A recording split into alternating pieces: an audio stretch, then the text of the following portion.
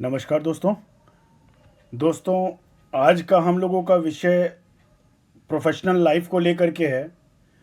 मित्रों, बहुत से मैसेजेस व्हाट्सएप पे आते हैं, फेसबुक पे आते हैं, इंस्टाग्राम पे आते हैं कि गुरुजी प्रोफेशनल लाइफ पे कोई एक वीडियो बनाइए, कोई स्लाइड वीडियो बनाइए, उसमें कॉम्बिनेशंस एक बड़े अपलिफ्टमेंट के लिए, कोई जैसे कंपनी का सीईओ, मैनेजर या कोई बड़ी अपलिफ्टमेंट किस कॉम्बिनेशन से आती है। तो मित्रों, आज उसी पे हम लोग चर्चा करेंगे कि कुंडली में बड़ी प्रोफेशनल लाइफ या बड़ा प्रोफेशनल अपलिफ्टमेंट कब होता है और कैसे देखा जाता है। मित्रों, जैसा कि आप ये स्लाइड में देख रहे हैं कि यहाँ पर ये मैंने टॉपिक यही लिया है, बहुत बड़ी प्रोफेशनल सक्सेस। ये बड़ी इसलिए बोल रहा हूँ कि जो ये मैं अभी ट्रांजिट आपको बताने वाला हूँ, ये बड़ी अपलिफ्टमेंट के लिए, मेयर की कुर्सी पे बैठने के लिए, मैनेजर की कुर्सी पे बैठने के लिए, सीईओ की कुर्सी पे बैठने के लिए, एमएलए के लिए, किसी बड़े प्रोफेसर बनने के लिए, या कोई बड़ी सत्ता पे जाने के लिए, या किसी भी कंपनी में बड़े ओहदे पे जाने के लिए, ये वो चेक किया जाता है नक्षत्रों से, उसकी डिग्री से, महादशा की जो महादशा अंतरदशा चल रही है वो कितनी पावरफुल है। बाकी उसमें और भी जॉइनिंग चार्ट्स देखी जाती हैं जिसको डिविजनल चार्ट कहते हैं। D10 प्रोफेशनल चार्ट, सर्वस्टक वर्क पॉइंट चार्ट, कराकामचा चार्ट, अरुदा लगन चार्ट। लेकिन अभी क्योंकि हम लोग बेसिक बात कर रहे हैं कि कॉम्बिनेशंस क्या होते हैं, तो आइए शुरू करते हैं। मित्रों, जैसा कि आप ये देख रहे हैं, कुंडली में इस हाउस को 9th हाउस कहते हैं, इसको 10th हाउस कहते हैं, ये 11th हाउस है, और ये आपका लग्न है, ये आपकी सोल है। मैं इसको सोल लिखता हूँ, ठीक है।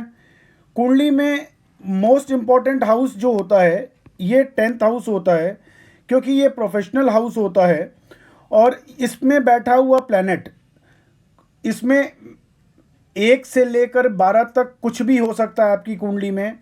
जैसा मैंने पीछे भी स्लाइड्स में सब में बताया है, 1 नंबर मेष राशि, उसका स्वामी मंगल। 2 नंबर अगर लिखा हुआ होगा आपकी कुंडली में तो उसको वृषभ राशि कहते हैं, उसका स्वामी शुक्र होता है। 3 नंबर है तो मिथुन कहलाएगा और बुध उसका स्वामी होगा। ऐसे ही नंबर 4 अगर आपका लिखा हुआ है यहाँ पर तो वो कर्क कहलाएगा, चंद्रमा उसका स्वामी होगा। तो आपको उसको प्लैनेट को देखना है, लेकिन बेसिक कुंडली में इसको 10th हाउस कहते हैं। ये आपका प्रोफेशनल हाउस है, ठीक है, ये प्रोफेशनल हाउस है। अब कुंडली में ये जहां पे मैंने नंबर 9 लिखा है, ये आपका लक हाउस है, भाग्य का घर।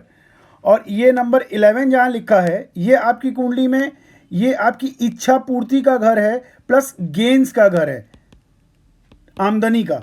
प्रोफेशनल हाउस से जो आमदनी होगी ये उसका घर है, और ये आपकी आत्मा है, आपकी सोल है। तो ये बहुत इंपॉर्टेंट है। अगर सोल पावरफुल नहीं होगी तो आप बड़े फैसले नहीं ले सकते। आखिर में एक बड़ी प्रोफेशनल सक्सेस किसको मिलेगी? सोल को ही तो मिलेगी, मतलब आपको ही तो मिलेगी। तो ये बहुत इंपॉर्टेंट है कि सोल कितनी पावरफुल है। इसमें आगे बढ़ने से पहले मैं 2-3 चीज़ें आपको बता दूं जो कि बहुत इंपॉर्टेंट है। कुंडली में सोल प्लैनेट जो होता है, इस सोल प्लैनेट को, अगर ये सोल प्लैनेट कम से कम 27 पॉइंट से लेकर के 40 पॉइंट के अंदर अंदर का हो, मतलब 27 से ऊपर होना चाहिए और 40 के अंदर अंदर है, मतलब 30, 31, 32, 33, 34, 35, मतलब 30 के ऊपर इसको बहुत अच्छा माना जाता है। 35 के बाद तो समझ लीजिए आप उसकी पावर ही बहुत ज़्यादा बढ़ जाती है सोल की, मतलब डिसीजन मेकिंग पावर। एक जो सीईओ की कुर्सी पे बैठने वाला व्यक्ति होगा उसके अंदर डिसीजन मेकिंग पावर तो बहुत स्ट्रांग होनी चाहिए ना, सोल बड़ी स्ट्रांग होनी चाहिए। तो ये इसका एक पैरामीटर है। अगर 25 पॉइंट के नीचे होगा तो कमज़ोर होगा, और अगर 20 के नीचे फिसल गया तो बहुत ख़राब स्थिति में होगा, ठीक है। तब इस तरह के अगर कोई कॉम्बिनेशंस कुंडली में 10th हाउस, 11th हाउस या 9th हाउस के बारे में जो मैं आगे बताने जा रहा हूँ, कोई ऐसा अच्छा कॉम्बिनेशन बनता भी होगा तो ऐसा व्यक्ति बड़ी कुर्सियों पे नहीं बैठेगा, अन्यथा एक ऑफिस में क्लर्क होगा, क्लर्क की पोस्ट से अब उससे ऊपर बड़ा बाबू जैसे बनते हैं उस पोस्ट पे चला जाएगा, ठीक है। मेरे ख्याल से समझ गए होंगे आप ये। फिर नक्षत्र देखना बहुत इंपॉर्टेंट है कि सोल का जो है इसका नक्षत्र क्या है, इसकी डिग्री कितनी है, और साथ साथ में महादशा क्या चल रही है, जो कि बहुत इंपॉर्टेंट है। अगर महादशा अच्छी नहीं चल रही तो सारे कॉम्बिनेशंस बड़े राइज नहीं दे सकते। अब मित्रों यहां पर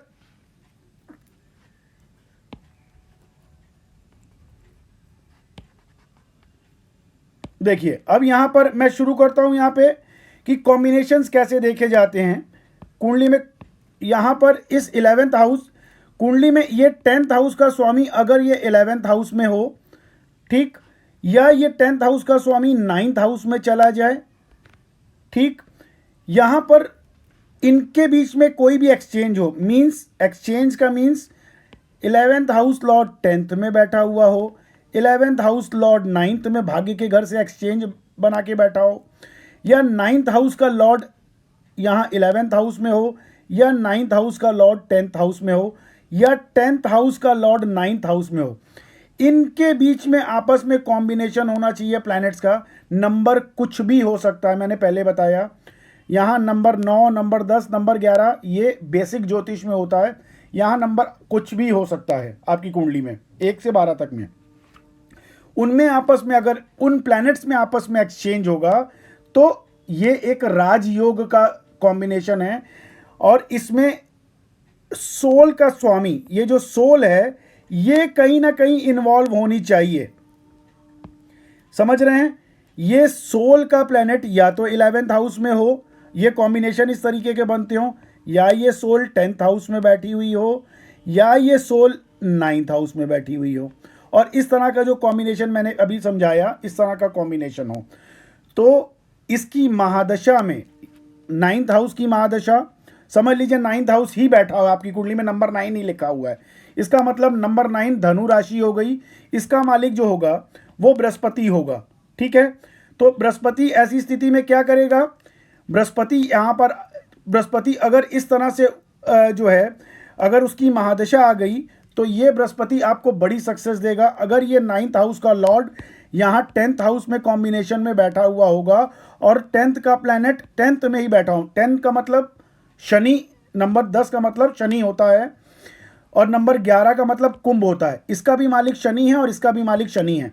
तो अगर शनि अपनी राशि में बैठा हुआ है, इसमें बैठा हो या फिर इसमें आकर के बैठा हुआ हो, और ये बृहस्पति यहाँ का यहाँ 10th हाउस में बैठा हो, और ऐसी स्थिति में सोल का स्वामी भी कहीं भी बैठा हो, 10th में, 11th में या 9th में, उसकी महादशा मतलब बृहस्पति की महादशा आ जाए या शनि की महादशा आ जाए तो आपको बड़ा अपलिफ्ट मिलेगा, बड़ा प्रोफेशनल सक्सेस मिलेगा। ये 100% श्योर होता है, ठीक है।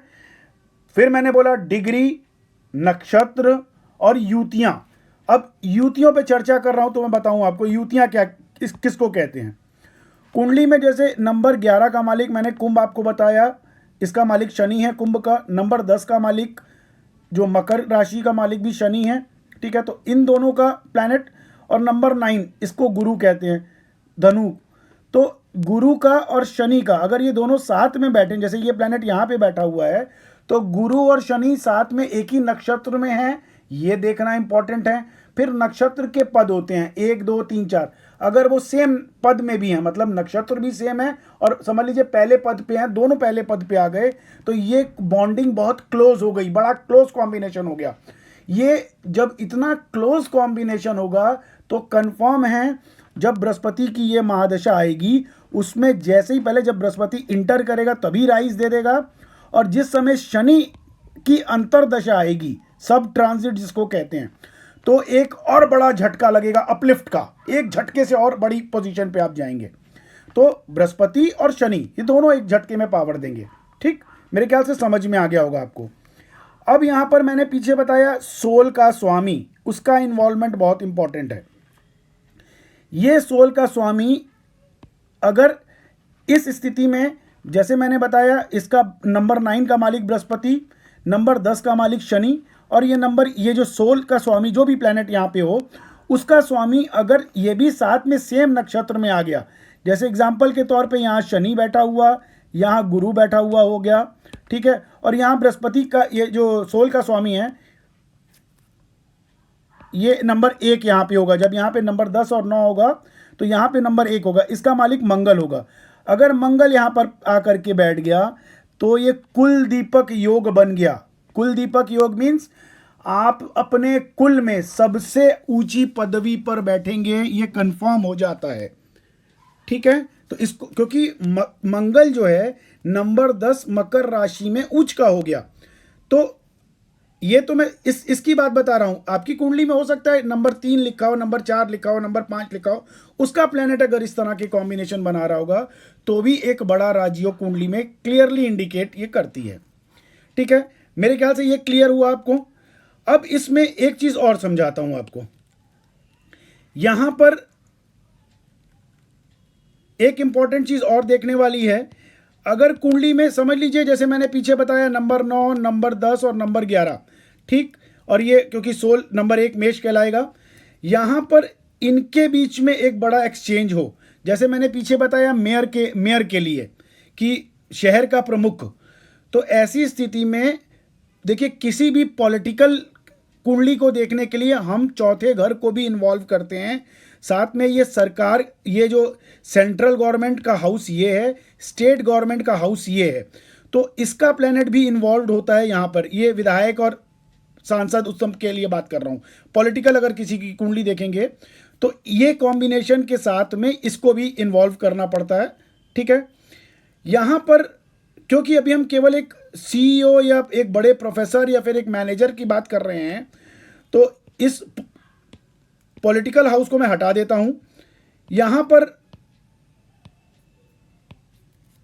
देखिए 9th हाउस जो भाग्य का स्वामी 10th हाउस में हो और इसकी दशा आ जाए तो ये एक अपलिफ्टमेंट है। ये प्रोफेशनल हाउस का स्वामी यहां पर आ गया, ये एक अपलिफ्टमेंट है। इसके बीच में एक्सचेंज, मतलब 9th का स्वामी 10th में चला जाए, 10th का स्वामी 9th में आ जाए, ये बहुत बड़ा राजा अधिराज योग है। प्रोफेशनल बड़ा योगा, बहुत बड़ा प्रोफेशनल राइज योगा है। ठीक है, तो जब ये आएगा तो एक बड़ी पदवी पे आपको बैठाएगा, सबसे बड़ा योग है। और जैसा मैंने स्टार्टिंग में बताया, ये गेंस हाउस है, आपकी आमदनी कितनी बड़ी होगी प्रोफेशनल हाउस से, इसका प्लैनेट अगर इनमें इन्वॉल्व है। जैसे अभी तो यहाँ पे जो मैं एग्जांपल दे रहा हूँ, नंबर 10 और नंबर 11, मतलब मकर और कुंभ, इन दोनों का मालिक ही शनि है, लेकिन हो सकता है कि इसमें नंबर आपका कुछ हो। यहाँ पे एग्जांपल के तौर पे उस समय में नंबर 7 यहाँ पे हो और यहाँ पे नंबर 8 हो। ऐसी स्थिति में नंबर 7 का मालिक तो शुक्र होगा तुला का, और नंबर 8 का मालिक मंगल होगा, तो वो अलग अलग प्लैनेट हुए। तब फिर हम मंगल को देखेंगे कि मंगल यहाँ पे बैठा हुआ है कि नहीं, शुक्र और इसमें एक्सचेंज है कि नहीं। तब यहाँ पे नंबर 9 की जगह यहाँ पर नंबर 6 आ जाएगा, इसका स्वामी बुध होगा। ठीक है, तो ये देखेंगे कि बुध यहाँ पे बैठा है कि नहीं, शुक्र यहाँ पे एक्सचेंज में है कि नहीं, और मंगल इनके साथ युति बना रहा है कि नहीं। ठीक है, साथ में सोल प्लैनेट की स्थिति देखेंगे। तो ऐसी स्थिति में ये कॉम्बिनेशन क्लियर होगा कि आपको कितना बड़ा राजा योग मिलने वाला है, कितनी बड़ी पदवी पे आप बैठने वाले हैं, उसके नक्षत्र, उसकी डिग्री, ये सारी चीज़ें देखनी इंपॉर्टेंट है मित्रों। साथ में देखिए और एक चीज़ बहुत इंपॉर्टेंट है, इसमें कराकांक्षा चार्ट देखी जाती है। कराकांक्षा चार्ट जो कि आपकी प्रोफेशनल डेस्टिनी चार्ट है, वो बहुत इंपॉर्टेंट है। फिर साथ में D10 चार्ट प्रोफेशनल चार्ट होती है, वो देखनी बहुत इंपॉर्टेंट है। फिर एक अरुधा लग्न चार्ट होती है, ये जो 10th हाउस का स्वामी है, इसकी पोजीशन हम लोग अरुधा लग्न में भी देखते हैं, इसकी पोजीशन हम लोग कराकांक्षा चार्ट में भी देखते हैं। भाग्य के घर के स्वामी की पोजीशन हम लोग अरुधा, कराकांक्षा, D10 प्रोफेशनल चार्ट में भी देखते हैं। और फिर यहाँ पे पॉइंट देखते हैं कि सर्वष्टक पॉइंट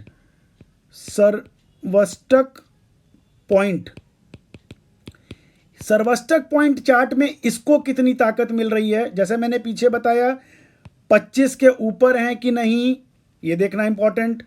इसमें 30 प्लस है कि नहीं, इसमें 37 या 30 के ऊपर है कि नहीं।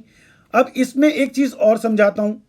कुंडली में एग्जाम्पल के तौर पे यहाँ पे जैसे 30 लिखा है और यहाँ पे 37 लिखा है, ठीक है, इसका मतलब ये हो गया आप मेहनत कम करेंगे, आमदनी ज़्यादा कमाएंगे।